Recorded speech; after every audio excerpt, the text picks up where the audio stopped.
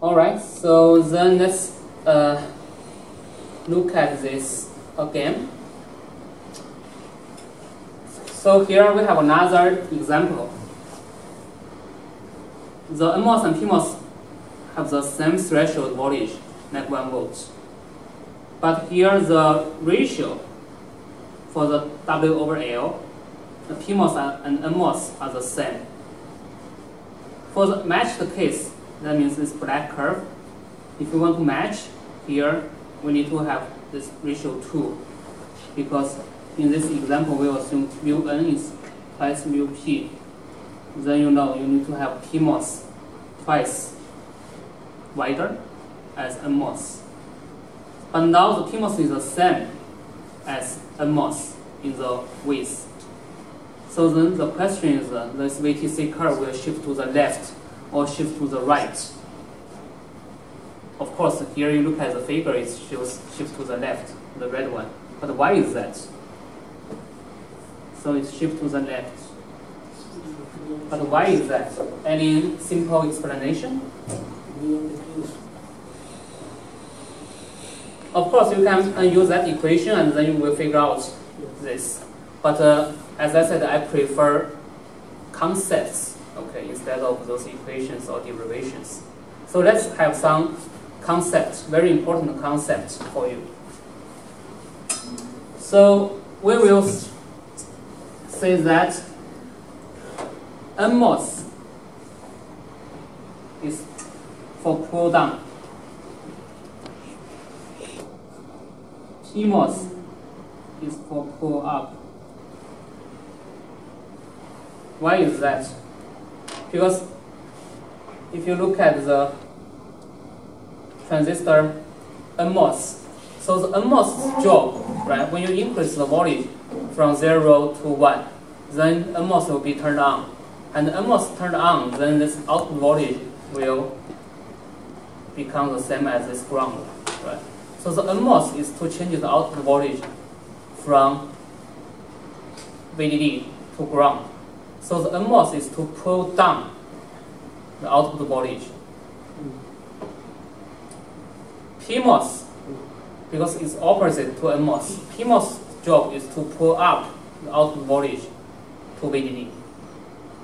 So if you have this concept, then it's easier for you to analyze this. NMOS is pull down.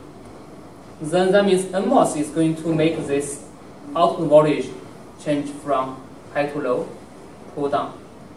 So if NMOS is stronger than PMOS, then it will pull down earlier or faster.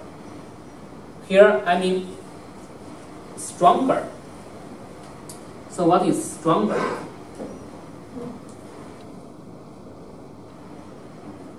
Stronger means it has larger conductance or larger current, simply. So what determines the current or conductance? What determines the conductance is this coefficient in front of that voltage term, right? This Kn, Kp stuff. Larger current, of course, your threshold voltage is smaller threshold voltage than larger current. So stronger means larger conductance or larger current. And then in this case, so if they are matched, that means the same strength, but your PMOS is twice than the NMOS. Now you reduce the PMOS to only half, make the PMOS the same as the NMOS. So it's relatively PMOS become weaker, right? The NMOS remains the same. So PMOS become weaker, NMOS remains the same. That means NMOS becomes stronger. Stronger NMOS pull down earlier, right? So that's why this shift to the left. Of course, then the Vm will become smaller than half VDD.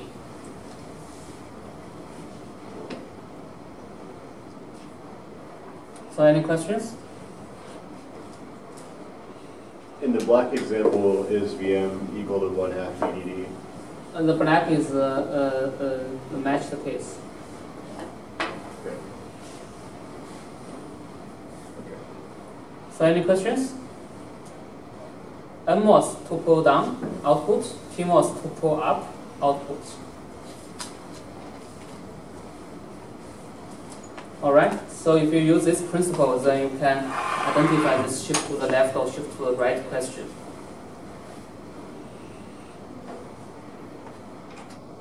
So here is a summary. We have talked about this before. So NMOS stronger, shift to the left. PMOS stronger, shift to the right. And this is the VM equation. And here we just use R to represent this square root. So it's the same equation as here, but we just simplify this by replacing the square root with this R. Essentially, it's like a ratio.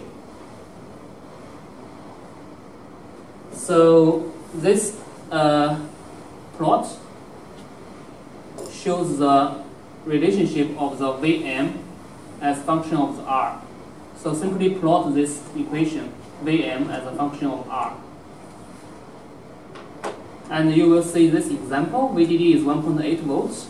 That means the half VDD is like 0.9 volts when R equals to 1. So this is matched case. So this Vm is 0.9.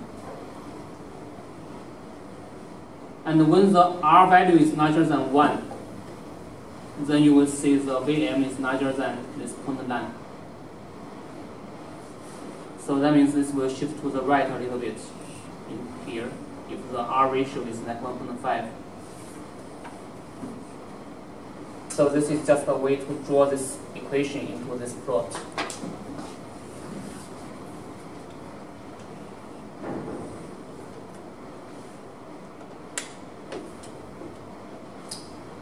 So let's look at this example. Here it says CMOS inverter has this VDD 1.8 volts and threshold voltage NMOS, PMOS both are 0.5. And here mu N is 4 times of mu P. And the W over L N is 1.5. So it asks what is W over L P to make the Vm half VDD. So how do we get this? So basically it asks for the matched condition. So you know the ratio of the mu N and mu P. You know the mu P, W over LP should be equal to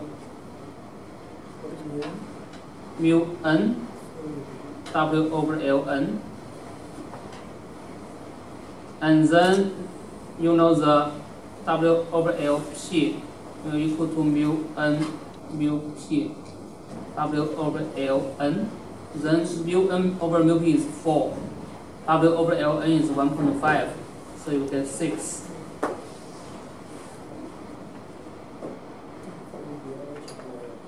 And then it asks for the VIH and VIL.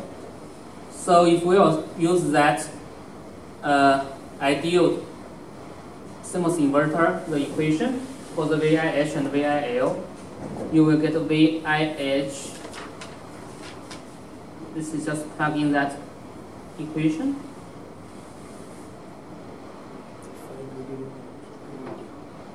So you just need the VDD and the threshold voltage, which are given. Then you will get this like 1 volt. Similarly, VIL will be this one. It will be 0.8 volts.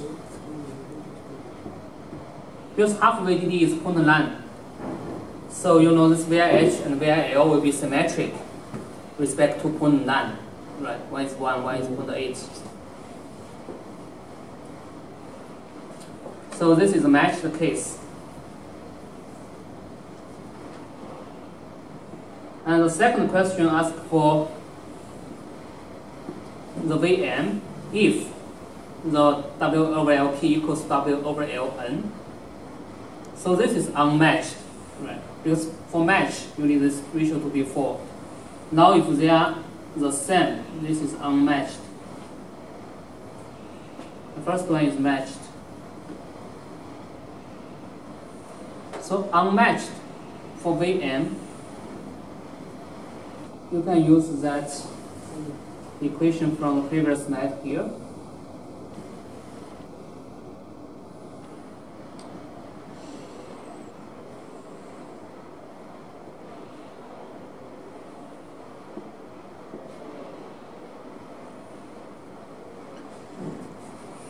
So what is R? Ratio. R is this Square root. ratio, right? This K, N, K, this I think is K, P, K, N. K, P, K, N. Or in other words, it's this mu P, mu N. So it's this 1 over 4. And the square root of that is 1 over 2. So then you plug in this 1 over 2, and then with this Vd and Vt, Vn, those number, so you will get Vm 0.77, which is smaller than the half Vdd, which is 0.9. This is because this PMOS is weaker, right? If you want to make the PMOS and NMOS the same strength, you need PMOS to be 4 times of the NMOS.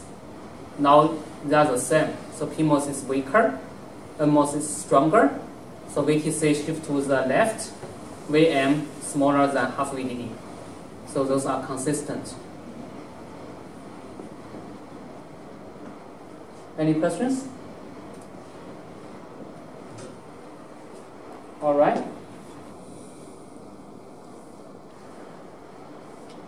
So this is end of the lecture 12.